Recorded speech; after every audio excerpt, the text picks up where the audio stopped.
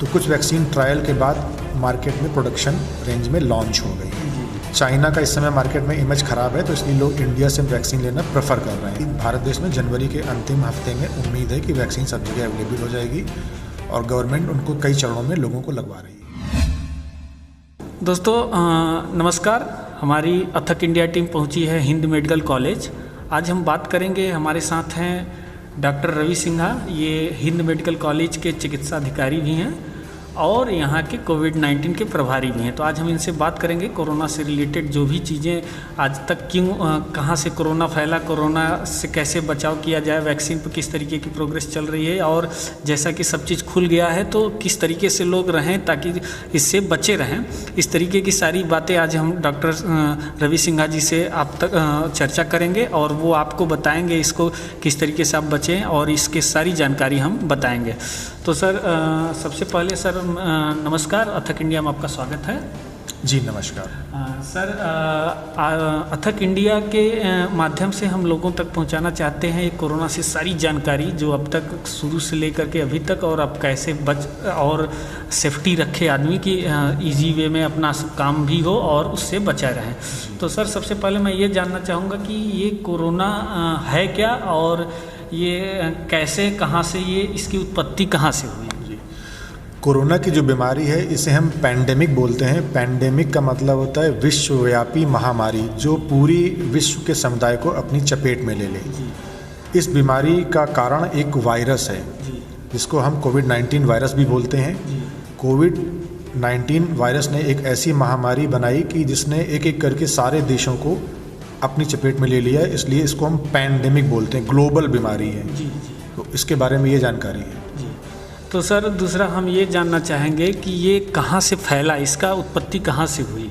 जी, इसमें तरह तरह के मत हैं, लेकिन जो लोग सबसे ज़्यादा इसको मानते हैं कि कोरोना का एक वायरस, लोग बोलते हैं ये मैन मेड वायरस है। कुछ लोगों ने बोला कि ये चमगादड़ से आया है, किसी जानवर से आया है। जी। लेकिन जो अंतिम तथ्य इसमें सामने आए हैं उसमें ये बताया गया है कि चाइना का एक शहर है वुहान शहर। उस वुहान शहर में इनकी वायरस की लैब है जहाँ पर ये लोग वायरस का एक्सपेरिमेंट करते हैं। उस लैब में ही कुछ वैज्ञानिकों ने इस कृत्रिम वायरस को बनाया। कई बार लोग वायरस को बनाते हैं वॉरफेयर के लिए, जैसे वॉर होती है, आप देखते हैं लड़ाई में तो केमिकल से कर सकते हैं, केमिकल वॉर। उसी प्रकार से एक बायो वेपन होते हैं, बायोलॉजी वाले वॉर, उसमें आप बीमारियों को वायरस और बैक्टीरिया को भर के दुनिया में दूसरे देशों की सेनाओं के ऊपर छोड़ सकते हैं। तो लोगों का ये मानना है कि इसी प्रकार की चेष्टा में चाइना की एक लैब में, वायरस लैब में जो वुहान शहर में है, इस वायरस का निर्माण किया गया जो कि एक्सीडेंटली एक दुर्घटनावश आउटब्रेक करके सभी जगह फैल गया। जी सर दूसरी बात हम ये जानना चाहेंगे कि इसके मुख्य लक्षण क्या है, कैसे कोई जाने कि ये हमको कोरोना हुआ है? जी देखिए, जो वायरस होता है वो शरीर के अलग अलग हिस्सों को प्रभावित कर सकता है, अलग अलग सिस्टम को प्रभावित कर सकता है। तो कोरोना का जो वायरस है वो हमारी श्वसन तंत्र के ऊपर अटैक करता है। जैसे उदाहरण के लिए पोलियो का जो वायरस होता है वो हमारी नर्वस सिस्टम के ऊपर करके हमें पंगु कर देता है। आपने देखा होगा पोलियो में हाथ पैर बेकार हो जाते हैं। जी। तो ये जो कोविड-19 वायरस है ये SARS नाम की बीमारी का संक्रमण को आगे बढ़ाता है और एक्यूट रेस्पिरेटरी डिसऑर्डर मतलब कि सांस की बीमारियों को पैदा करता है, जिससे मनुष्य के शरीर में ऑक्सीजन कम हो जाता है और आगे जाकर के उसकी मृत्यु भी हो सकती है।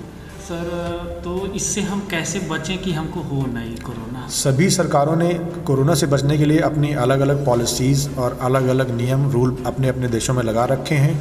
कुछ लोगों ने अपने यहाँ कर्फ्यू लगा दिया, कुछ लोगों ने धारा 144 लगा दी, कुछ लोगों ने, भारत सरकार का एक नारा निकला कि 2 गज की दूरी, मास्क है ज़रूरी। तो यदि आप मास्क पहनेंगे और मास्क को ऐसे पहनेंगे कि वो आपके नाक और मुँह को कवर रखे और इसके अलावा अब एक साथ एक जगह पर इकट्ठे ना हो, और यदि इकट्ठा होना पड़ रहा है तो कम से कम 2 गज की दूरी यथासंभव बरकरार रखें।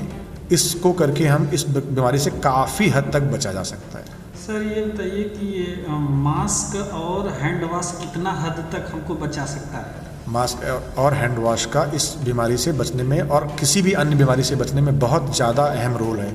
मास्क लगाते हैं तो यदि आजकल 95 और ऐसे 94 मास्क आ रहे हैं जिसमें कि उसका मतलब ये है, जैसे आप बोलते हैं 95 मास्क N95, तो उसका मतलब ये था उसमें इतनी प्लाई लगी हुई है कि यदि कोई संक्रमण आता है तो उसमें से 95% वायरस या बैक्टीरिया जो भी है वो बाहर रह जाता है और बाकी अंदर जाता है।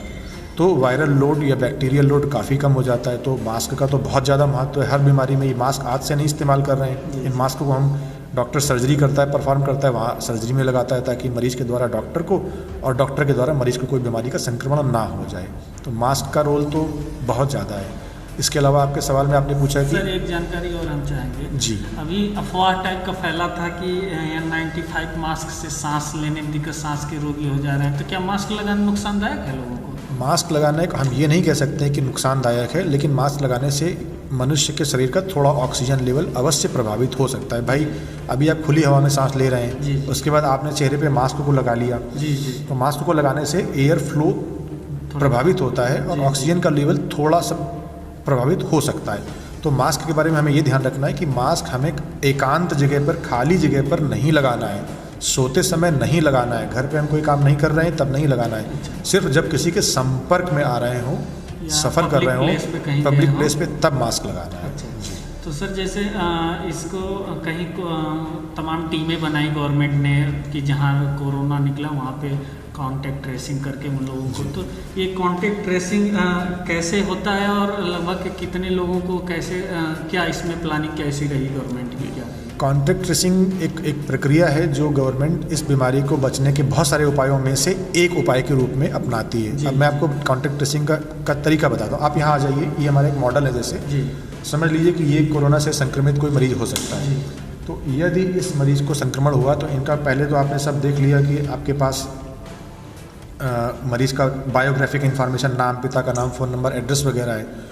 उसके बाद मेडिकल के एक्सपर्ट्स की टीम जाती है और वो इनसे सारे सवाल जवाब करती है कि आप पिछले एक हफ्ते में, पिछले इतनी अवधि में किन किन लोगों से संपर्क में आए। जैसे हम इनसे पूछ सकते हैं आपके घर में कौन से लोग हैं जो आपके संपर्क में आते हैं, ऑफिस में कौन है, आपका ड्राइवर हो सकता है। तो इनके जो डायरेक्ट कॉन्टैक्ट में लोग आ रहे हैं उन लोगों की एक लिस्ट बनाती है गवर्नमेंट, और उस लिस्ट के बाद उन सब से संपर्क करके उनकी कोरोना की जांच, कोविड की, कि यदि कोई व्यक्ति पॉजिटिव है, यदि कोई मरीज़ पॉजिटिव है तो उसके कॉन्टैक्ट्स जितने रहे हैं, प्राइमरी कॉन्टैक्ट्स, फिर उसके बाद कॉन्टैक्ट टू कॉन्टैक्ट होता है। फॉर एग्जांपल ये हमारे डॉक्टर साहब हैं, इनका एक ड्राइवर होगा तो वो इनका हो गया प्राइमरी कॉन्टैक्ट, क्योंकि वो इनको रोज़ गाड़ी से लेकर के आता है। फिर जो डॉक्टर की वाइफ, जो उस गाड़ी ड्राइवर की वाइफ घर में है, वो सेकेंडरी कांटेक्ट में, क्योंकि इनके संपर्क में आया ड्राइवर और ड्राइवर के संपर्क में उसकी पत्नी, उसके संपर्क में उनके नाना, ऐसे करके। तो primary contact, secondary contact, tertiary contact. मान लीजिए कि किसी के प्राइमरी कांटेक्ट में सिर्फ एक ही आदमी है तो हम सेकेंडरी कांटेक्ट की ट्रेसिंग भी कर सकते हैं। किसी के प्राइमरी कांटेक्ट में ही 15-20 लोग हो सकते हैं, घर में लोग हैं, भाई बहन हैं,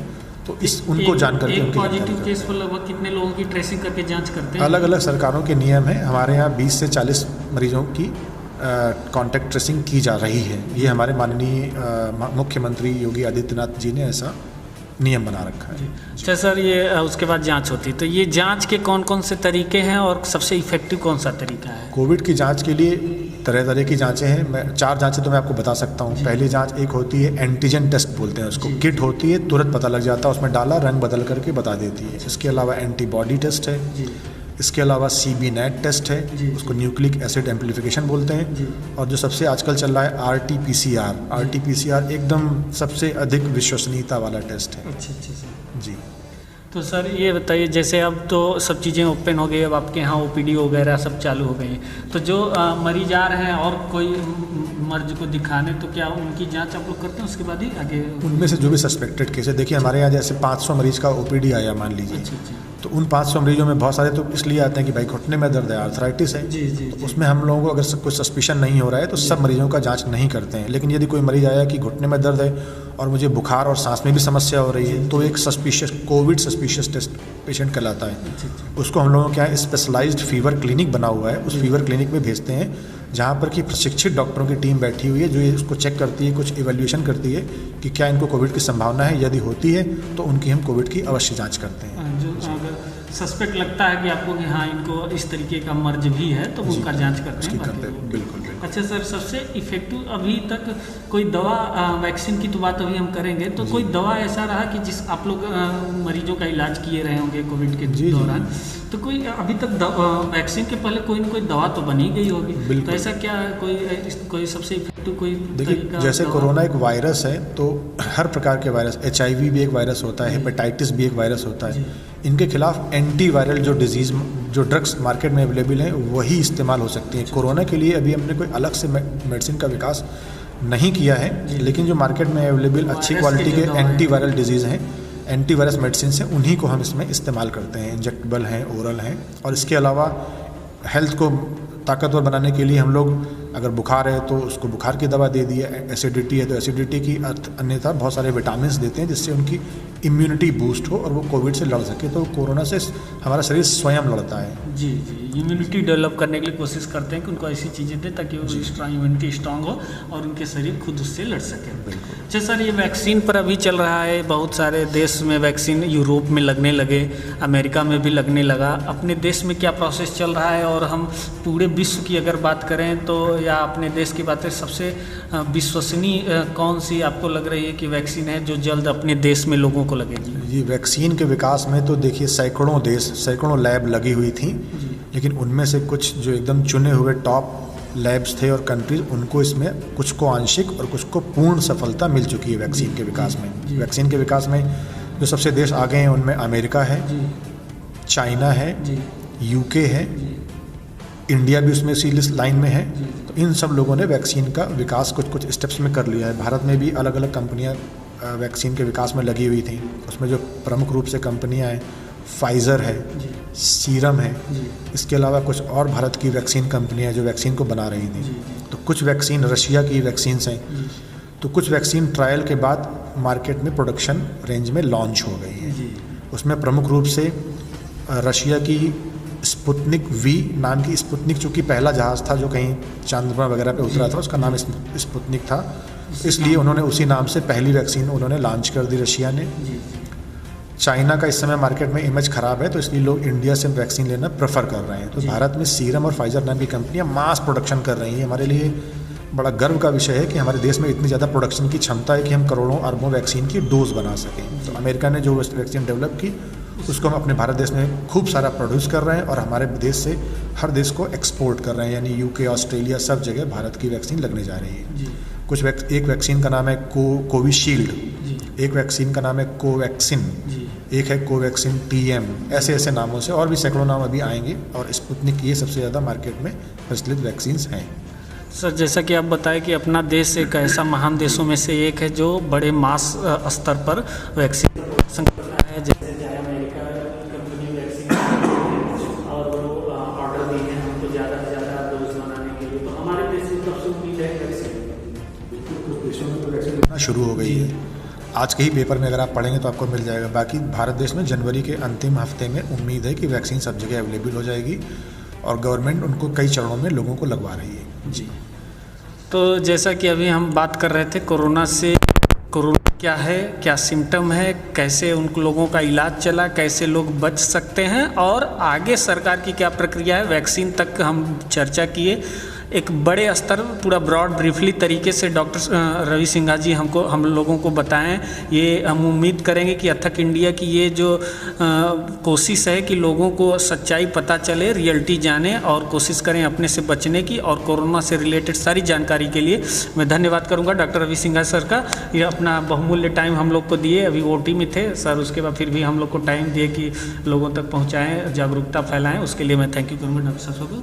मैं अथक इंडिया को धन्यवाद दूंगा कि वो इस मुहिम में लगे हुए हैं कि लोगों तक सही जानकारी पहुंच सके और आप सब लोग भी इस जानकारी का अपने जीवन में लाभ उठाएं जहां जहां इसको, और इस जानकारी को अपने आगे के लोगों को भी बताएं। Thank you. कोशिश करेगी अथक इंडिया की लोग इससे ज़रूर जागरूक होंगे और सेफ्टी अपने साथ बरकरार रखें। सर ने जैसा बताया कि दुनिया की सिर्फ कोरोना ही नहीं, दुनिया की कई ऐसी बीमारी हैं, आप बच सकते हैं कंटिन्यूअसली, लगातार बीच बीच में हैंड वॉश और मास्क लगाए रहने पर।